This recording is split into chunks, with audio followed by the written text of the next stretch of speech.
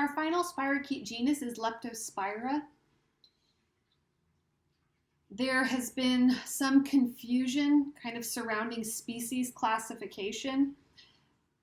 Prior to, even when I was taking this class, we used to call it Leptospira interrogans. That was the species we talked about. So that's the kind of historical classification. But based on nucleic acid results, the species designation is a little bit confusing. So what we will tend to talk about with Leptospira are pathogenic versus non-pathogenic.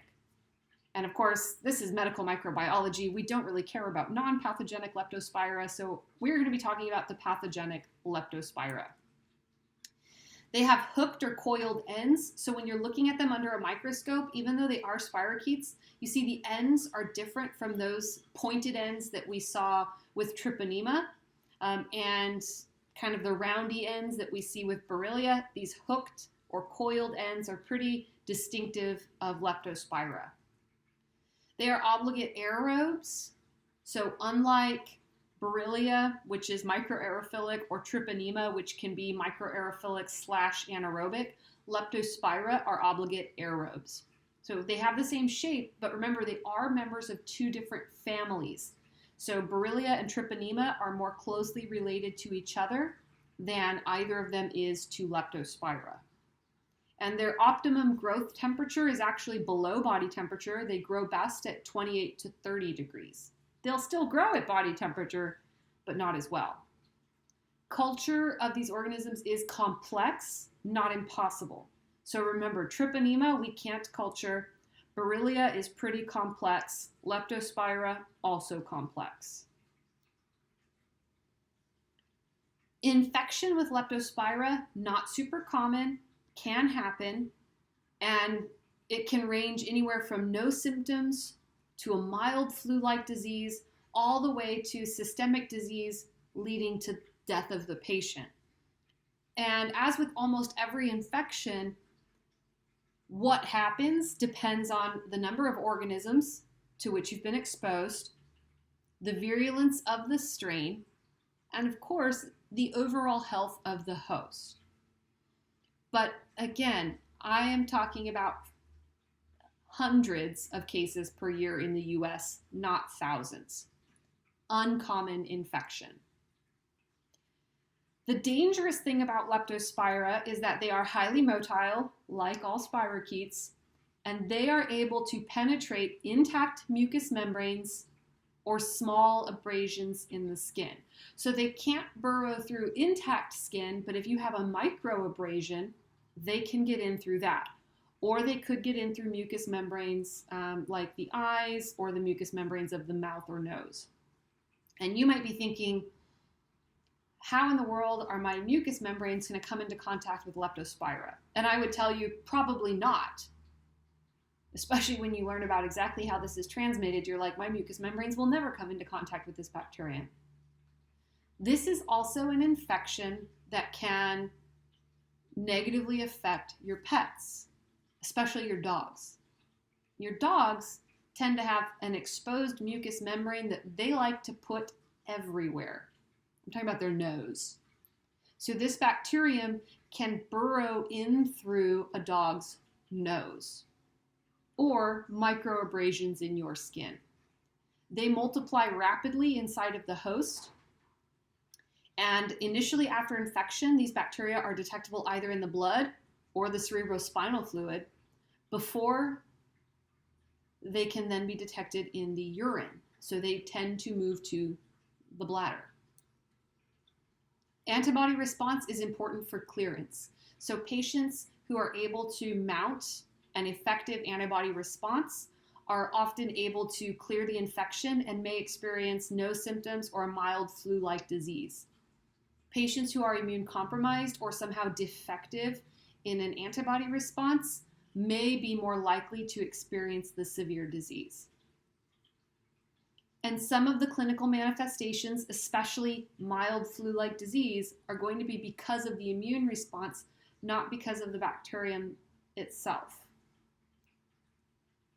Found worldwide, in the US, there were only 72 cases in 2017. When I first taught this class back in 2015, 2016, there had been 200 cases the year prior, and 100 of those were actually in Hawaii. So only 100 in the mainland US, 100 in Hawaii. It is thought that this is an underreported disease, again, because most patients are either going to experience no symptoms or are going to experience a flu-like illness, which they will definitely not attribute to some weird spirochete, and they probably won't even seek treatment. So it's thought that the numbers are higher in the US and around the world, but it's hard to really pin down how many cases there really are. The most common reservoir hosts are rodents. So this is going to be found in rodent urine. We can keep our homes free of Leptospira by doing as much as possible to ensure that our homes are free of rodent infestation. Humans, dogs, and other animals are often incidental hosts. Most often, especially dogs, acquired the infection because, as dogs tend to do, they put their nose in a puddle of pee. Rodent urine. Okay, I'll never understand dogs. I love them. I have 2 of my own, and they can smell food from like a mile away, but they want to put their nose like right up on something real nasty. And I'm like, you know that you can smell that. I don't know why you have to get so close. Humans generally acquire the infection when they step or lay in an area that had urine, and they have a microabrasion in the skin that the bacteria are able to burrow through. So here is another way that you could potentially get leptospirosis.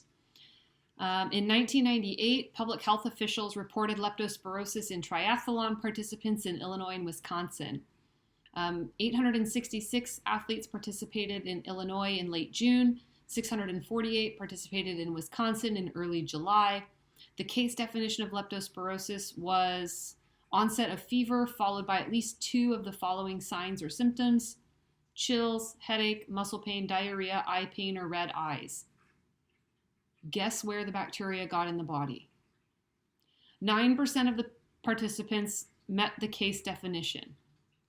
So what? Nearly 1,500 participants, 9% is going to be real close to 150 participants met the case definition.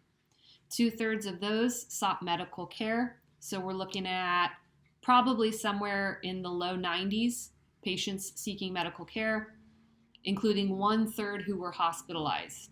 So I'm not clear whether or not they mean 1/3 of the total or 1/3 of the 2/3 who sought medical care, but let's say it was 1/3 of the 2/3. We're talking about bare minimum, at least 30 patients who were hospitalized, perhaps all the way up to 50. So anywhere from 30 to 50 patients were hospitalized. Leptospirosis was confirmed by serological tests.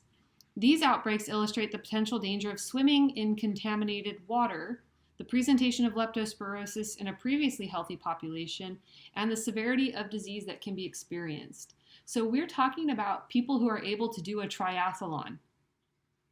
So they're probably a little bit crazy, because to do a triathlon, I think, is just a little bit crazy. But they swim, they bike, they run. These are healthy individuals. And still, at least 30 of them were hospitalized with this infection. So clearly, where the patients were swimming was contaminated with Leptospira, and the bacteria were able to enter in the mucous membrane through the eyes. So if you ever wanted an excuse to not do a triathlon, there you go. They are very thin, which makes conventional microscopy difficult, but you can do modifications of light microscopy to see them. Culture is possible. They are a little bit more rapidly growing than our Borrelia and far more rapidly growing than our Treponema, 6 to 16 hours. Urine, you need to pH treat it and concentrate it in order to identify the bacterium. So it tends to move to the bladder and will be excreted in the urine, and that's how it can get into its next host.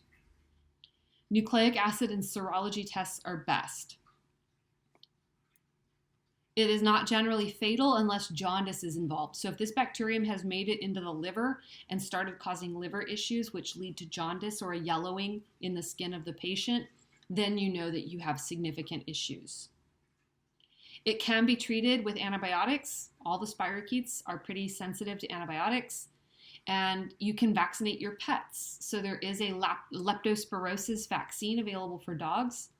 I've taken my dogs to dog parks here in Fresno, and they have signs on there that say, there is a risk of leptospirosis. So you should never walk around barefoot in a dog park, which, honestly, that should be common sense. But really, anywhere that dogs could have potentially urinated or rats could have urinated, you shouldn't walk around barefoot. You shouldn't lay on just the empty grass there. And then rodent control to keep the rodents out of buildings like your home.